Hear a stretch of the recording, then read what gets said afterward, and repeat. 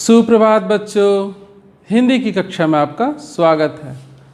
हम लोगों ने नेताजी का चश्मा पाठ पढ़ना प्रारंभ कर दिया था, जिसके लेखक हैं स्वयं प्रकाश। हम लोगों ने मूर्ति बनाकर पटक देने का विश्वास दिला रहे थे। कौन? मास्टर मोतीलाल। मान लीजिए मास्टर मोतीलाल जी क्या कह रहे हैं कि बस महीने भर में मूर्ति बनाकर पटक देंगे, तो ये विश्वास दिला रहे थे। यहीं तक हम लोगों ने पढ़ा था। आइए अब पाठ को आगे बढ़ाते हैं और समझते हैं। जैसा कि कहा जा चुका है, मूर्ति संगमरमर की थी। किस चीज़ की थी? संगमरमर यानी मार्बल की थी। टोपी की नोक से कोट के दूसरे बटन तक कोई 2 फुट ऊंची, जिसे कहते हैं बस्ट। क्या कहते हैं? बस्ट कहते हैं। और सुंदर थी। नेताजी सुंदर लग रहे थे, कुछ मासूम और कमसिन, यानी बहुत सुंदर और जवान लग रहे थे उस प्रतिमा में। फौजी वर्दी में मूर्ति को देखते ही दिल्ली चलो और तुम मुझे खून दो, मैं तुम्हें आज़ादी दूंगा जैसे नारे याद आने लगते थे। इस दृष्टि से यह सफल और सराहनीय प्रयास था। केवल एक चीज़ की कसर थी जो देखते ही खटकती थी। आशा करता हूँ आप लोगों ने यह पाठ मुझसे पहले ही पढ़ लिया होगा, अर्थात मैं आज पढ़ा रहा हूँ, इससे पहले आप लोगों ने पढ़ लिया होगा। तो आप लोगों को अंदाज़ा लग गया होगा मैं किस चीज़ की बात कर रहा हूँ। बिल्कुल सही अंदाज़ा लगाया आपने। उनकी आँखों पर क्या नहीं था? चश्मा। परंतु चश्मा था, रुकिए, चश्मा था, लेकिन संगमरमर का नहीं था। क्या कह रहे हैं? नेताजी की आँखों पर चश्मा नहीं था। ऐसी बात नहीं है। यानी चश्मा तो था, लेकिन संगमरमर का नहीं था, अर्थात जिस पत्थर से वह प्रतिमा बनी थी उस पत्थर का चश्मा नहीं था। एक सामान्य और सचमुच के चश्मे का चौड़ा काला फ्रेम मूर्ति को पहना दिया गया था। हम लोग जानते हैं कि अक्सर जो प्रतिमाएं बनती हैं और उसमें जो चश्मे वगैरह बनते हैं वह उसी पत्थर के बने होते हैं, उसी से जुड़े होते हैं। लेकिन यहाँ ऐसा नहीं था। नेताजी की आँखों पर असली संगमरमर का चश्मा नहीं था, किसी अलग से लगाया हुआ था। हालदार साहब जब पहली बार इस कस्बे से गुजरे और चौराहे पर पान खाने रुके, तभी उन्होंने इसे लक्षित किया और उनके चेहरे पर एक कौतुक भरी मुस्कान फैल गई। कौतुक, कौतूहल, जानने की इच्छा, जिज्ञासा। वाह भाई, यह आइडिया भी ठीक है। मूर्ति पत्थर की, लेकिन चश्मा रियल, सही, सत्य, असली। जीप कस्बा छोड़कर आगे बढ़ गई। तब भी हालदार साहब उस मूर्ति के बारे में सोचते रहे और अंत में इस निष्कर्ष पर पहुँचे कि कुल मिलाकर कस्बे के नागरिकों का यह प्रयास सराहनीय ही कहा जाना चाहिए। महत्व मूर्ति के रंग रूप या कद का नहीं, उस भावना का है। वरना तो देशभक्ति तो आजकल मजाक की चीज़ होती जा रही है। अर्थात आज के समय में देशभक्ति क्या हो गई है? मजाक की चीज़ हो गई है। लोग आजकल अपने अपने तरीके से देशभक्ति को परिभाषित करते हैं और उसी के अनुसार सबको एक ही रंग में रंग देने का प्रयास करते हैं। अर्थात वो जो सोचते हैं, जो समझते हैं, बाकी को भी उसी तरीके से करना होगा, ऐसा वो चाहते हैं। तो अगर उस लीक से हटकर कोई कुछ कहता है तो लोग उसका मजाक उड़ाते हैं, उस पर ताने कसते हैं, उसे अलग थलग कर देते हैं। दूसरी बार जब हालदार साहब उधर से गुजरे तो उन्हें मूर्ति में कुछ अंतर दिखाई दिया। ध्यान से देखा तो पाया चश्मा दूसरा है। पहले मोटे फ्रेम वाला चौकोर चश्मा था, अब तार के फ्रेम वाला गोल चश्मा है। हालदार साहब का कौतुक और बढ़ गया, यानी और उनकी जिज्ञासा बढ़ गई। वाह भाई, क्या आइडिया है। मूर्ति कपड़े नहीं बदल सकती, लेकिन चश्मा तो बदल ही सकती है।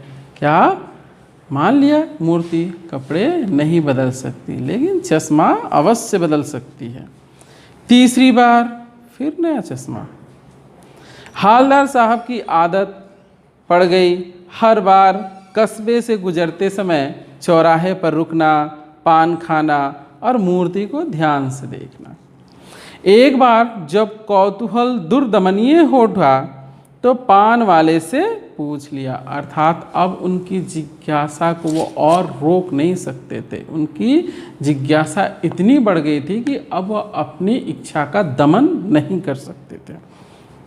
तो पान वाले से पूछ लिया, क्यों भाई, क्या बात है, यह तुम्हारे नेताजी का चश्मा हर बार बदल कैसे जाता है। तो हम लोग जानते हैं कि अगर मुख्य चौराहे पर कोई पान की दुकान हो या ऐसी कोई दुकान हो जहाँ पर अधिक लोग इकट्ठे होते हों, तो उस दुकान वाले को अच्छी खासी जानकारी होती है, वह पूरे इलाके की खबर रखता है। इसलिए हालदार साहब ने उस पान वाले से पूछा। पान वाले के खुद के मुंह में पान ठुसा हुआ था। वह एक काला, मोटा और खुशमिजाज आदमी था। यहाँ हम लोग क्या देखते हैं कि पान वाला काला, मोटा और खुशमिजाज, यानी हमेशा खुश रहने वाला व्यक्ति था। हालदार साहब का प्रश्न सुनकर वह आंखों ही आंखों में हंसा। उसकी तोंद थिरकी, पीछे घूमकर उसने दुकान के नीचे पान थूका और अपनी लाल काली बत्ती सी दिखाकर बोला, कैप्टन चश्मे वाला करता है, अर्थात कैप्टन चश्मे वाला कोई है व्यक्ति है जो क्या करता है, मूर्ति का चश्मा हर बार बदल देता है। क्या करता है, हालदार साहब कुछ समझ नहीं पाए। चश्मा चेंज कर देता है, पान वाले ने समझाया। क्या कि वह चश्मा बदल देता है। क्या मतलब, क्यों बदल देता है, क्यों चेंज कर देता है, हालदार साहब अब भी नहीं समझ पाए। कोई गिराक आ गया समझो। पान वाला क्या कहता है, कोई गिराक आ गया समझो, उसको चौड़े चौखट चाहिए, तो कैप्टन किधर से लाएगा। किधर मतलब किधर,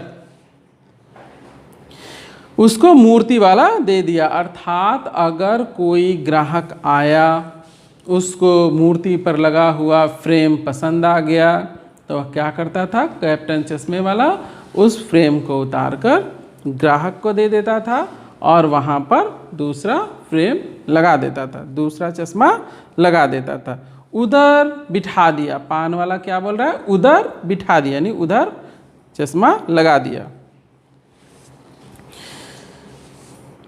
अब हालदार साहब को बात कुछ समझ में आई।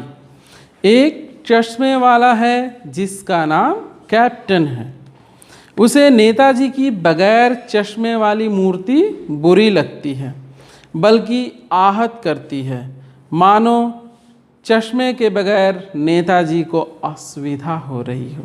इसलिए वह अपनी छोटी सी दुकान में उपलब्ध गिने चुने फ्रेमों में से एक नेताजी की मूर्ति पर फिट कर देता है।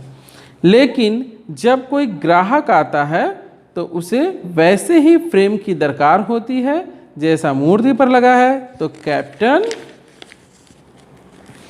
चश्मे वाला मूर्ति पर लगा फ्रेम संभवतः नेताजी से क्षमा मांगते हुए लाकर ग्राहक को दे देता है और बाद में नेताजी को दूसरा फ्रेम लौटा देता है। वाह भाई, खूब, क्या आइडिया है। लेकिन भाई एक बात अभी भी समझ में नहीं आई। हालदार साहब ने पान वाले से फिर पूछा, नेताजी का ओरिजिनल चश्मा कहाँ है? यानी जो उनका असली चश्मा है, जो मूर्ति के साथ बनी होनी चाहिए, वह कहाँ है? पान वाला दूसरा पान मुंह में ठूंस चुका था। यानी हम लोग क्या देखते हैं कि पान वाला हमेशा पान चबाता रहता था। वह एक काला, मोटा और खुशमिजाज आदमी था। दोपहर का समय था, दुकान पर भीड़ भाड़ अधिक नहीं थी। वह फिर आंखों ही आंखों में हंसा, उसकी तोंद थिरकी। कत्थे की डंडी फेंक पीछे मुड़कर उसने नीचे पीक थूकी और मुस्कुराता हुआ बोला, मास्टर बनाना भूल गया। जिसने यह मूर्ति बनाई है, नेताजी की मूर्ति जिसने बनाई है, वह बनाना भूल गया। पान वाले के लिए यह एक मज़ेदार बात थी, लेकिन हालदार साहब के लिए चकित और द्रवित करने वाली। यानी यह ठीक ही सोच रहे थे।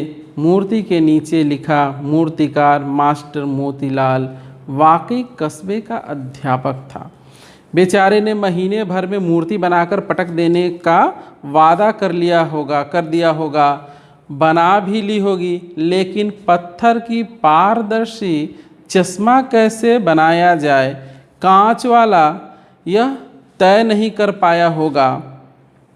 यह कोशिश की होगी और असफल रहा होगा, या बनाते बनाते कुछ और बारीकी के चक्कर में चश्मा टूट गया होगा। यह सारी बातों का वह अंदाज़ा लगा रहे कौन? हालदार साहब की ऐसा हुआ होगा। या पत्थर का चश्मा अलग से बनाकर फिट किया गया होगा और वह निकल गया होगा। उफ, हालदार साहब सोच रहे हैं, अंदाज़ा लगा रहे हैं। हालदार साहब को यह सब क्या लग रहा था? कुछ बड़ा विचित्र और कौतुक भरा लग रहा था।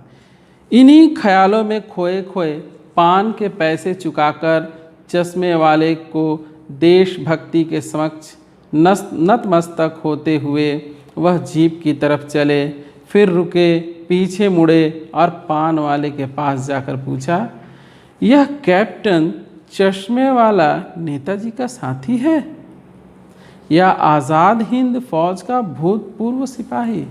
यह हालदार साहब अर्थात हालदार साहब एक जिज्ञासु प्रवृत्ति के व्यक्ति थे।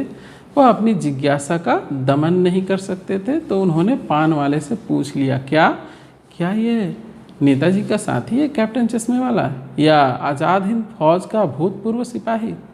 आज के लिए इतना ही। मिलते हैं अगली कक्षा में। धन्यवाद।